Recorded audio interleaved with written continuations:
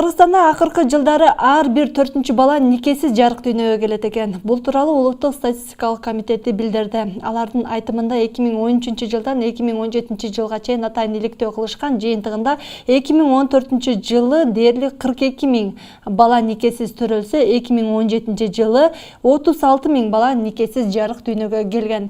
Дал ушул маалыматтын негизинде бүгүнкү биздин көрсөтүүбүздө никесиз балдардын төрөлүшү бул тагдырбы же болбосо адамдардын кайдыгер мамилесиби деген теманын тегерегинде талкуу кылабыз. Саламатсыздарбы? Бүгүнкү биздин талкуубузга келген коноктор дагы студиябыздан орун алып калган маалы анда тааныштырып өтөйүн. Пенсионер Жумагүл Искендерова, ошондой эле гинеколог Жанара Сыдыкова, чүй казиятынын окуу бөлүмүнүн адиси Илхамали Эгембердиев жана ошондой эле Эмгек жана социалдык өнүктүрүү министрлигинин үй бүлөгө жана балдарга социалдык кызматты өнүктүрүү боюнча бөлүмдүн жетекчиси Назгүл Чолумова бүгүн биздин студиябызда. Кыргызда чындыгында никесиз бала десе бир тескери көз караш менен каралат эмеспи? Кыргыздан салтына туура келбейт деп айтышат. Анан мурдакы кезде ушундай кыз бала никесиз төрөп койду деген бир көрүнүштөр болгонбу? Кыргызыбыздын салтыда, динибизде эч качан никесиз бала төрөлгөн деле эмес. Төрөлгөн биздин салтыбызда да, динибизде да болгон эмес. Керек болсо экинчи алган аялдын баласын токолдун баласы деп айтат эле.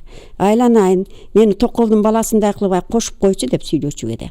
Ошол кезде баягы кыз бала өзүнүн атасынын төрүндө туруп төрөө бул өтө намыстуу болгон. Ошол эле учурда өзүнүн жанын кыйганга чейин барышкан экен. Ооба, ошондой эле болгон. Бул намыс учурда мындай никесиз балдардын саны көбөйүшү бул абийирдин намыстын кетип бараткандыгы. Биздин эгерде биринчи намысыбыздын кетип баратканы. Экинчиси биздин аябай биздин баягы кыргыз деген өзүбүздүн кыргыздар деген сөз баягы бизде жакшы адамдар чыкпай калып жатканы. Мына социалдык өнүктүрүү министрлигинен келип атасыздар. Эми ушул теманы иликтей турган болсок, никесиз балдардын санынын көбөйүп кетишин иликтей турган болсок, көпчүлүгү бул эми социалдык абалда деп бир көйгөй да деп бир ушул нерсеге такашат экен да. Бул социалдык жактан көйгөйдүн болушубу же кандайдыр бир деңгээлде бул жөн гана шылтоо болуп жатабы? Деги эле биздин коомдогу никесиз балдардын санынын көбөйүшү жөнүндө айтып өтсөңүз. Никесиз төрөлгөн бала деп атабыз. Айрым учурларда никесиз эле, бирок атасы да, энеси да ошо балага кам көрөт. Бул учурда жакшы. Бирок азыркы учурда эми жагымсыз көрүнүштөр да абдан көп болуп атат да. Ошо никесиз төрөгөнгө байланыштуу ошол балдардан да көп учурда баш тартып атышат. Мисалы эле статистикага таянып кетсек, 18-жылдын жыйынтыгы менен 39 баладан ушу төрөт үйлөрүнөн энелери баш тарткан. Дагы айтып кете турчу. Кыргызстан боюнчабы? Кыргызстан боюнча 39 баладан ошо төрөгөндөн кийин эле официалдуу түрдө арыз жазып баш тартышты. Мындан тышкары 84 бала ар кайсы жерде мындай таштап кеткен болуп атат да, эми көчөлөрдө таштанды болуп атат. Бул ата-энеси, ошо төрөгөн энеси белгисиз болуп калган учурларда 84 ушундай факт катталган. Бул албетте абдан жаман көрүнүш болуп атат биз үчүн, Кыргызстан үчүн. Бул эмнени айтып атат? Бул азыр ошол эле үй бүлөлүк баалуулуктарыбыз жокко чыгып бараткандыгынын белгиси болуп атат да. Анан ошол балдардын тагдыры кандай болуп атат? Тагдыры ал балдар кийин балдар үйүнө түшүп атышат. Азыркы дагы белгилеп кетчү нерсе, ооба, асырап алам, бала багып алам деген да үй бүлөлөр аз эмес бизде. Ал балдар ошондой үй бүлөлөргө кетип атат. Бирок эң өкүнүчтүүсү бир ошолда бизде жылдан жылга мындай сандар өсүп атат.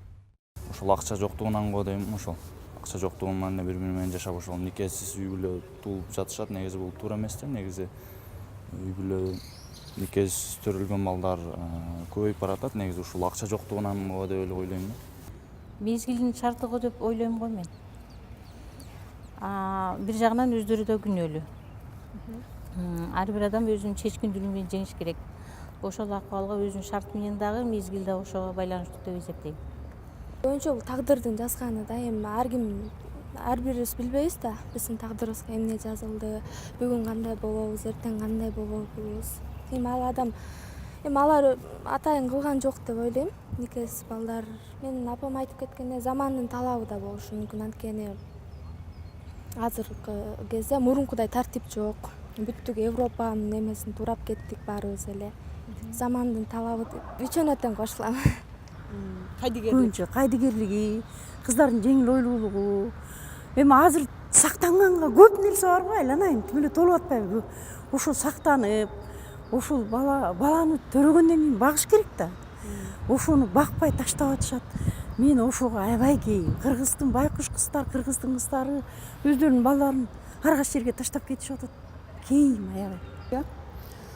Кайдыгер мамиле, тарбия, тагдыр бул шут болуп жатат. Менин оюмча биринчиден бул азыркы жаштардын алган тарбиясынан го деп ойлойм. Мурда мисалы үчүн биздин ата бабаларыбыз качан жашап мурунку поколение мындай учурлар болгон эмес. Себеби алардын тарбиялары башкача болушу мүмкүн. Азыркы жаштар мисалы үчүн мындай эркиндикте эле өз билгенин кылып, ошол үчүн балдар төрөлүп атат. Демек Кайдыгерлик. Бул тагдыр дейм го. Кайдыгерлик болот. Эми булар эми тагдырга келип таянып атышат да эми. Ошол бала дагы ошого кунт коюп жашайын дебейт, кыз да кунт коюп жашайын дебей эле төрөп алыш менен таштап коюп анан кетип калышат да кыздарым. Ушу мен ойлойм, ушу балдарга кыйын да ошо төрөлгөн балдарга. Мына энесин эмесин меримин көрбөй, атанын билбей, анан кийин иждимеден беришип тапкан ал бекерби деп ойлойм да. Буга окшогон кыздар, балдар мен ойлойм, карап, мына турмушту билип, карап, терең ойлонуп туруп, үйлөнүп, терең үйлөнүп туруп анан кийин турмушка чыкса деп ойлойм да. Адамдардын өзүнөн го дейм. Себеп тарбия жок болуп аткан, иман жок. Мен кайдыгерлик.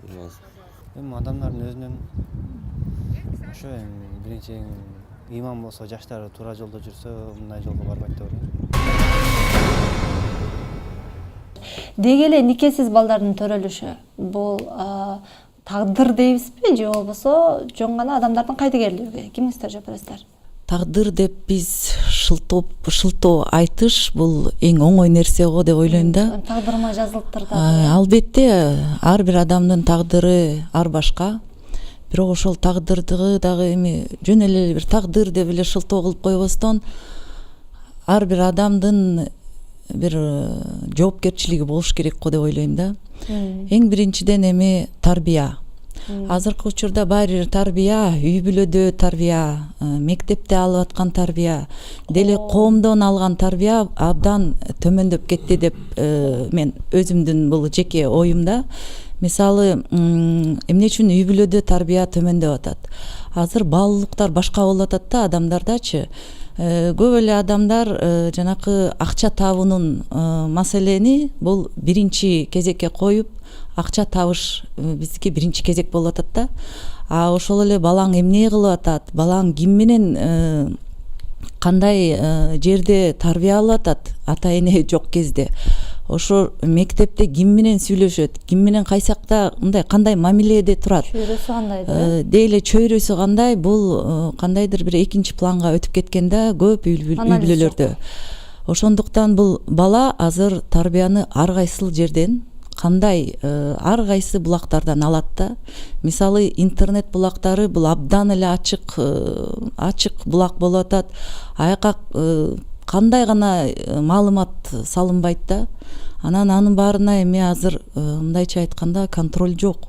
Келиңиз, сизге суроо задайынчы, адамдын тагдыры жазылат дейт го. анан тагдырды өзгөртө албайсың деп да коюшат. Балким тагдыр эмеспи никеси төрөлүшү? Тагдыр деген нерсе Микрофон жакыныраак. бул ар бир адамдын башында жазылган нерсе. Эми ушул эжеке айтып кеткендей тагдыр деп тагдырга шылтап ошондой нерселерди кылбаганга аракет кылыш керек да.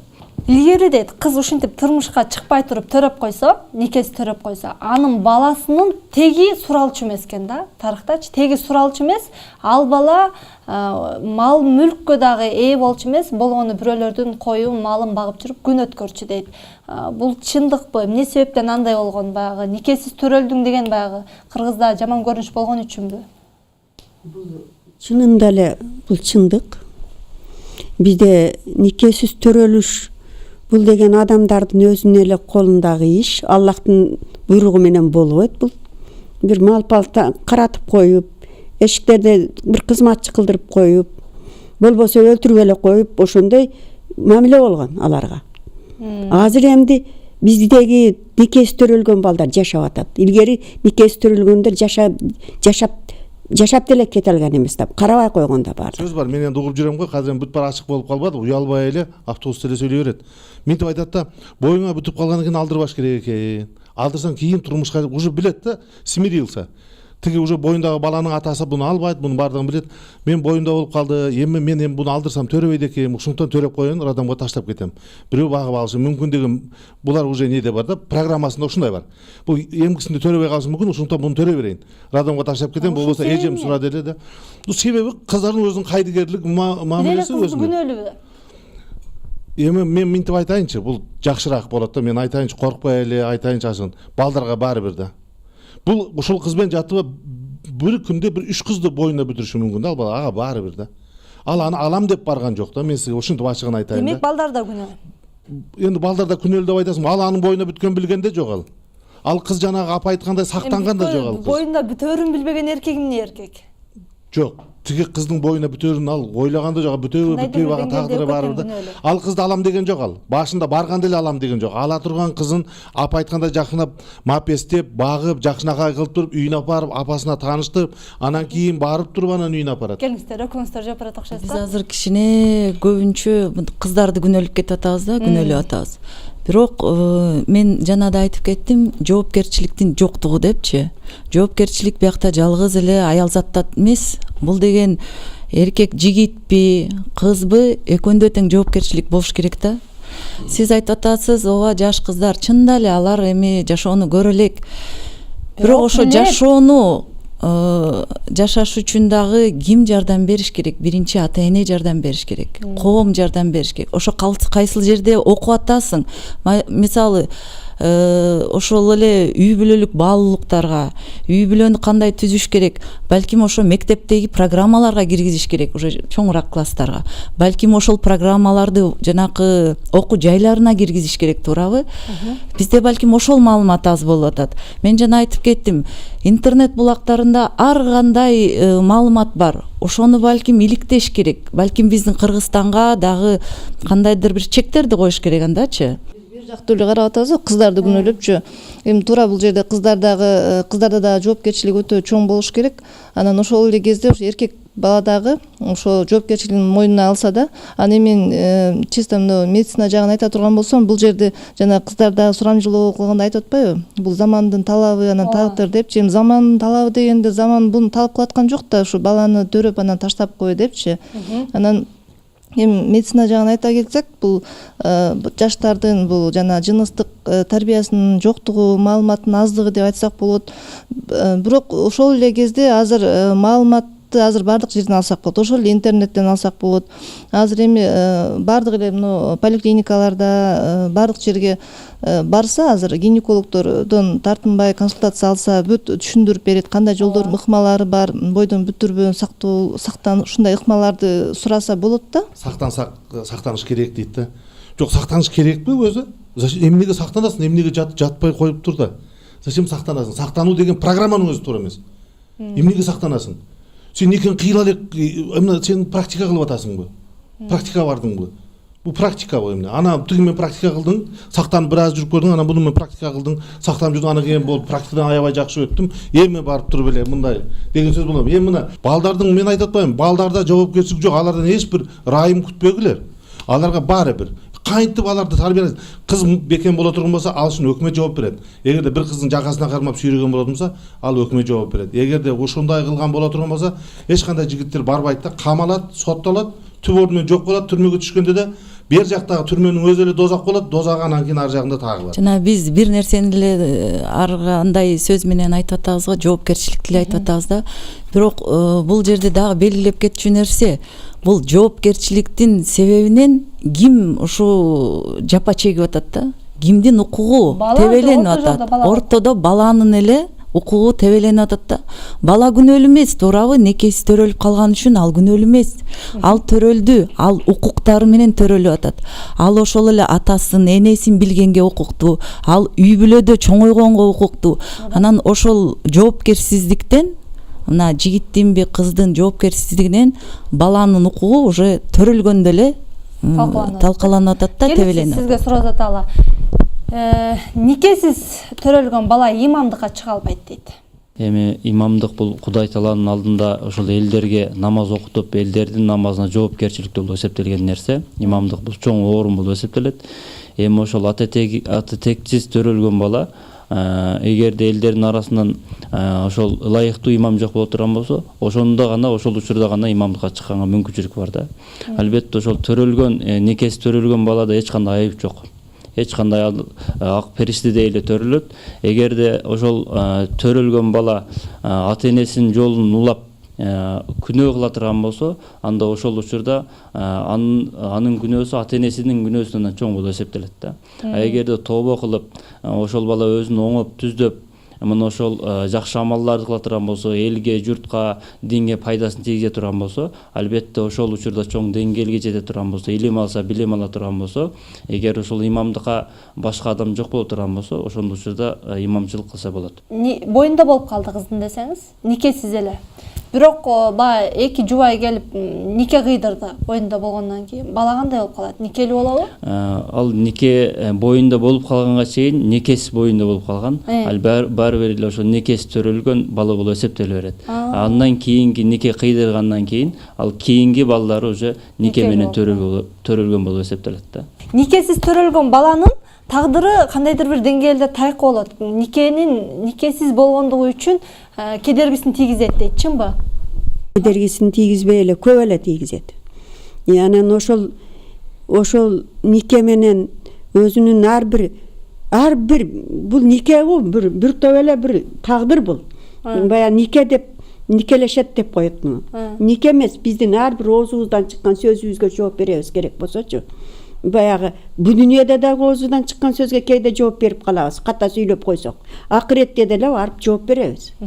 Ошон үчүн ар бир кыла турган, сүйлөй турган сөзүбүзгө, кыла турган ишибизге биз эмне иш кылабыз? Бирөөлөр менен кыла турган мамилебизге, бирөөлөрдү жакшы көрүп калып, ошо жакшы көргөн адам менен кантип жашаш керек? Ошолорго бүт биз жооп беребиз. Ошон үчүн бунун жоопкерчилиги аябай жокору никенин. Асондон аял балдар айтат экен да, мага сени иштегенин кереги жок, бир бала төрөп алсам болду деп. Маселе жок дейт. Мен сени төрөп алсам болот дейт. Аны эркек айтпайт да. Менен бир бала төрөп багып алчы дебейт да. Кур жогол дейт да. Бакпайм дейт да. Тиги аялдар асондон айтат да, мен бир бала кызы жок болсо кыз төрөп алсам дейт, баласы жок болсо бала төрөп алсам. Сизге ушинтип кайрылганбы?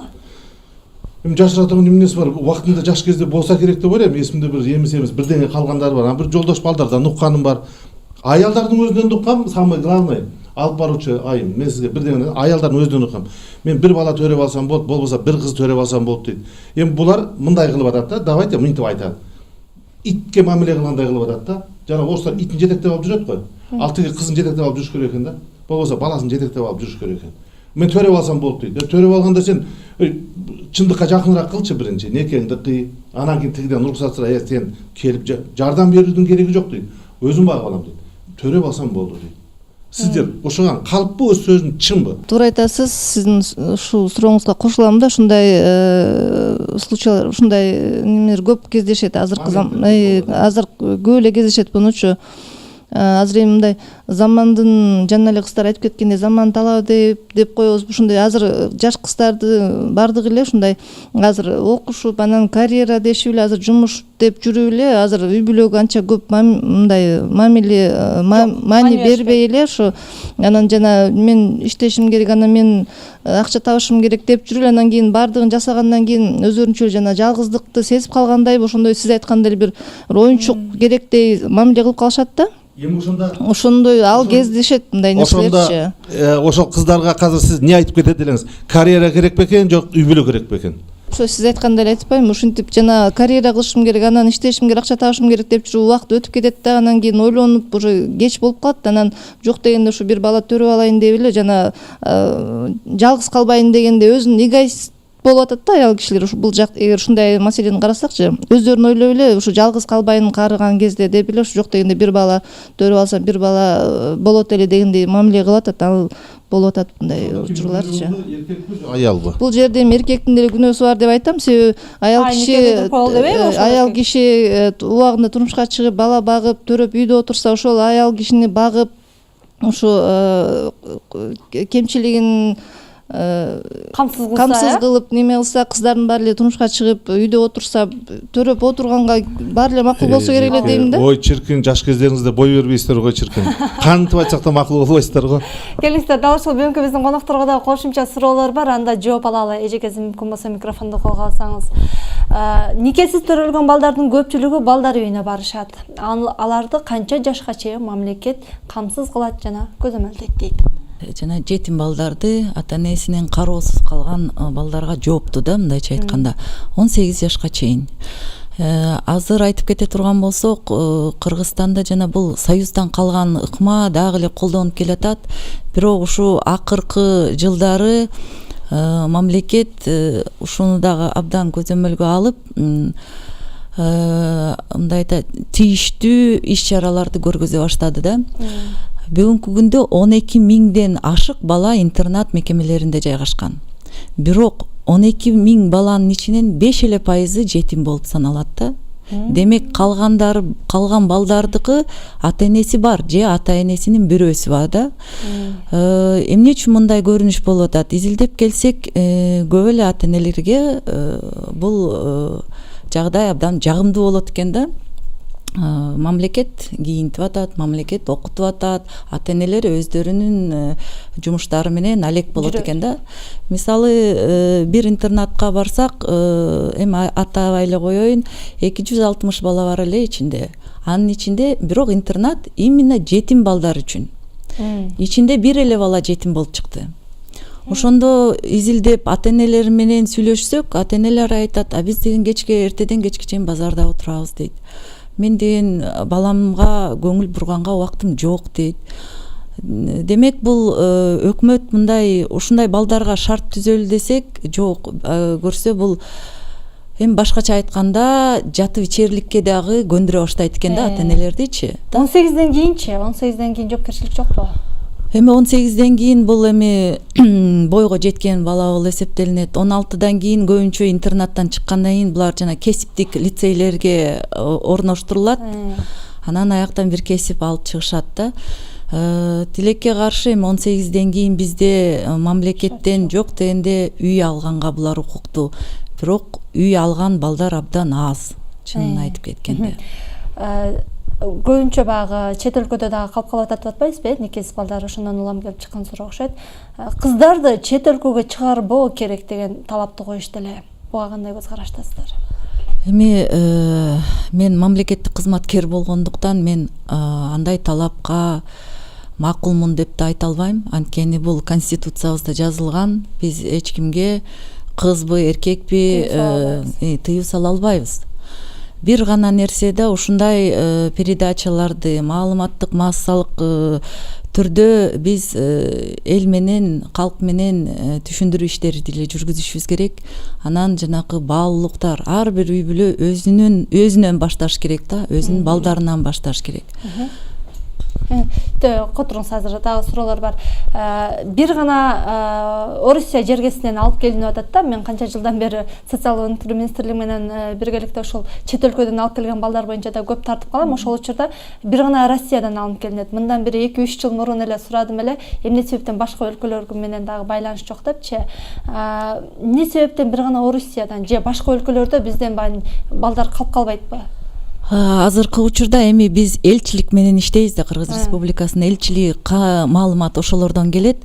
Эми көбүнчө жанакы эмгек миграциясы Россияга болуп аткандыктан ушул Россиядан көп болуп атат да. Башка жактан түшсө биз башка жактан деле алып келгенге укуктуубуз, мыйзам ага жол берет. Келиңиздер эжекеси. Сиздерге түшкөн балдарды каяка тапшырасыздар? Кандай кылып? Бизге түшкөн балдар ошол жерде энеси төрөгөндөн кийин отказ жазышат, баладан баш тартам деп. Андан кийин балдар үйүнө өткөрүп беребиз. Баланы баш тарткандан кийин, ошондон кийин, баш тарткандан кийин дейт да. Дароо эле баласын эмизбей коюшат гинекологдор. Балким төрөгөндөн кийин баласын алып келип берсе, энелик мээрим ойгонот беле дейт. Жок, бул баланы эмизбей, көргөзбөй коет деген сөзгө мен кошулбайм. Кайра ошол баланы көргөзүп, эмизгенден кийин бул ошо төрөгөн энеде энелик мээрим ойгонуп, баласын көргөндө бир башкача сезимдер пайда болот да, биз ошого аракет кылабыз, ушу баланы эмизип, ушу мээрим пайда болуп, ушул баланы таштабай алып кетсин дегенгечи. Мен сизге кошумча алып кетсем, жана төрөт үйлөрүндө ушу энелер баш тарткан учурда арыз жазам деп өзүнүн каалоосун айтканда, бул мекеменин кызматкерлери социалдык кызматкерлер менен байланышат. Социалдык кызматкерлер чогуу ушу докторлор менен, врачтар менен ушул баш тартам деген аял менен сүйлөшөт. Көп учурда эми бардыгы дебейм, бардыгы болсо жанакындай статистикабыз жок болот эле. Эми жанакы 30% эне баш тартам деп атканда ошо кайра ойлонуп баласын алып кеткен учурлар жок эмес да, болот. Жакшы. Никесиз баланын укугу башка балдардан айырмачылыгы эмнеде дейт? Күбөлүк жагынан, мисалы бирөө күбөлүк өтө турган болсо, ошо күбөлүктө чектелген укуктары бар. Эгерде никесиз бала экендиги так айкын билине турган болсо да. Мисалы кандай учурда? Мисалы күбөлүк өтө турганда соттордо ар кандай ушундай учурларда күбөлүккө тартылып алып келе турган болсо, ошол күбөлүгү кабыл кылынбайт деп эсептелет. Эгерде никесиз бала экендиги так билине турган болсо. Ушундай жерлерде чектелген. Мисалы никесиз төрөлдү десеңиз, бирок кийин үйлөндү. Үйлөнгөндөн кийин ал нике менен кыйдырып жашай берсе, анын балдары никелүү боло береби? Ооба, анын балдары өзүнүн кадимкиден нике кыйдыра турган болсо, анын балдары нике менен төрөлгөн болуп эсептеле берет. Ак нике менен бул төрөлдү деп эсептеле берет. Эгерде атасы менин балам деп кийим мойнуна алып тааныса гана, ага мал мүлк бөлүнүп беришчү экен дейт. Атасы ким деп сурап калат эле. Анан баягы атасын айтса, ошол атасы менин балам деп мойнуна ала турган болсо, ошонун баласы деп эле анан кое берет эле. Ооба, ошонун баласы экен. Ошонун төрөптүр деп айтышат элелер. Ар бир нерсени айтканда муну кооздоп айтыштын кереги жок да, кооздоп айтсак жетпейт да. Бул жакшы сөз экен деп ойлойт да. Бул апаларга кыздардын энесин айтыш керек да. Кыздарын истер багып тарбиялабасын да. Көп энелер кыздарын истер багып тарбиялайт да. Эми ошентип тарбиялап койгондуктан никесиз балдар көбөйүп атат дейсизби? Эми истер болсо, өзүнүн калагандай жүрүп атса, анан кийин никесиз бала төрөлбөгөндө анан ким төрөлөт аны? Дал ушул никесиз балдардын төрөлүшү деген теманы дагы биз социалдык тармактарга жайгаштырганыбызда ар кандай ой пикирлер айтылган. Азыр ошондо окуй кетсек, балким эгерде сиздер дагы балким кошумчалайсыздар. Никесиз балдардын төрөлүшү бул тагдырдын буйругубу же адамдардын кайдыгерлигиби деген суроону таштаганбыз. Ал жактан Азамат деген жооп берген экен. Адамдардын бузукулук жолдо жүргөндүгү дейт. Салтты, динди сактабагандыгы, арам менен адалды айырмалабай маңкурт болуп калгандыгы дейт. Туппа туура жооп берип тур аябай. Гинке Улан деген жазган. Адамдардын акмакчылыгы жана жоопкерчиликти сезбей калгандыгы дейт. Жогоруда эжебиз жоопкерчилик жөнүндө айтып өттүңүз. Жеткен акмакчылык деген экен. Анан Кудайдын буйругу дейт. Кудай керек болсо себепсиз бир чөптүн башындагы ийилтпейт да дейт. Балким бул тагдыр деген жоопту бергендер. Жакшылык Аллахтан, жамандык бул адамдын өзүнөн деген экен. Ошол эле учурда туппа туура айтыптыр. эркектердин аңгилиги, кыздардын намыссыздыгы деген дагы жооп келген экен Руслан деген мырзадан. Адамдардын ыймансыздыгы дейт. Ал эми тагдырдын буйругу деп апасы менен эже карындаштары менен жатып албайт го эч ким. Демек бул адамдардын акмакчылыгы деген экен. Сиздерде дагы Бул эми мындай айтып коеюнчу. Бул эмнеге бул тагдыр эмнеге 70-жылдарда, 80-жылдарда бул тагдыр болгон эмес. Мен ошо тагдыр болгон болуп Субхан Алла Таала жер каймактагандан баштап бар, жок болгонго дейин Алла Таала бар. Тагдырды Алла Таала жаратат. А эми 80-чи, 60-чы, 70-чи жылдарда тагдыр болгон эмес онда. Онда получается эми биздин жана суверенитет менен бирге келип калды тагдыр. Жок. Апалардын балдарына деген кайдыгерлик мамилесинен, өзгөчө кыздарга деген кайдыгерлик мамилесинен, муну жана сиздер айтып атпайсызбы? Жана детдомдо балдар жатат, ата-энеси бар деп атпайсызбы? Аган аял жоопту эмес, аган эркек жоопту. Кыяматтын күндө молдеке мен калп айтып турбайт, кыяматтын күндө эркек жооп берет ошого. Баласын төрөтүп туруп бакпаган үчүн, ичкизип жегизбеген үчүн кыяматтын күндө тизесинен топуракка кирип туруп жооп берет да. Келиңиз, ой пикир. Бул тагдыр дегендеги жана сиз айтып кеткендей эле бул ыктыяр берилген нерсе да. Мына ошол ыктыяр жакшылык же жамандык ыктыяр берген пендеге ошодон болот. Андан кийин бул азыркы күндөгү ушул көйлүү маселе болгондугу бул эң негизгиси бул тарбиясыздыктан да. Үй бүлө баалуулуктары бизде жоголуп бараткандыгынан билдирет да. Сизге акыркы суроону узатайын. Ошол учурда мына кыз бала төрөп салды, кыз бала тыштап салды, никес балдар көбөйүп кетти деп атабыз го. Бирок диний көз караш менен айтсаңыз да, мисалы, жогоруда буга чейин бир аял кандай жоопкерчиликтүү болот, күнөөгө батабы деген ой пикирди айтпадыкпы? Никесиз баланын төрөлүшүндө ошол эле баланы жараткан эркек дагы аял да бирдей күнөөгө батабы? Албетте. Анын экөөсүнүн ошол тең бир күнөөсү, ушул зина деп айтылган күнөөсү бар. Экөө тең күнөөдө бир шерик болуп эсептелет. А бирок ошо күнөө кылгандан кийин эми тообо кыла турган болсо, бул Кудайдын колундагы нерсе, кечиримдүүлүк. Кудай Таала кечирет. А бирок ошого чейинки тарбияны бул ата-эне бериш керек да. Ошого барбаганга аракет кылыш керек да. Кудай Таала ошону кылбагыла деген эмес, ошого кылат алып бара турган нерселерге дагы жакындабагыла деген да. Ошондуктан көрүүчүлөргө мындай эскертүү иретинде көрсөтүүнү жыйынтыктап өтсөңүздөр. Апа, сизден баштайбыз. Аллахым кечирет. Күнөөлөрүнү кечирсин. Эмди никес балдар бизде төрөлбөсүн. Кудайым эмди мана биздин аалымдарга, биздин башчы пашаларыбызга Кудайым ушуларга иман берсин. Ушуларга такыбалыкты ушуларга берсин. Бизди бага турган, биздин ишене тургандарыбыз ушу башчыларыбыз, эркектерди биз эмнеге эркек дейбиз? Эркек деген бул багуучу деген нерсе. Биздин багуучубуз ушулар. Биринчи ушуларга иман инсап берсин. Ушуларга берсе, анан кийин биз жакшы болуп кетебиз. Ошо аялды караш керек, баланы караш керек. Анан баягы медреселерде кыздарды тарбияласаң, биринчи эрини ошол изашла. Кыскачараак, Эрини ошо кыз тарбиялайт. Аял жакшы, ер жакшы деген сөз бар. Кыздарды жакшы тарбиялашыбыз керек негизи. Мен дагы бир жолу айтып кетет элем, никесиз төрөлдү же никеде төрөлсө дагы балдардын укугу тебеленбеш керек. Ар бир бала өзүнүн укугу бар. Ошол укуктары сакталыш керек да. Анан биздин жаш азыр көйөрмандарыбыз көрүп отурса айтып кетет элем, ар бир кадамыбызга биз өзүбүз жооптуу болушубуз керек.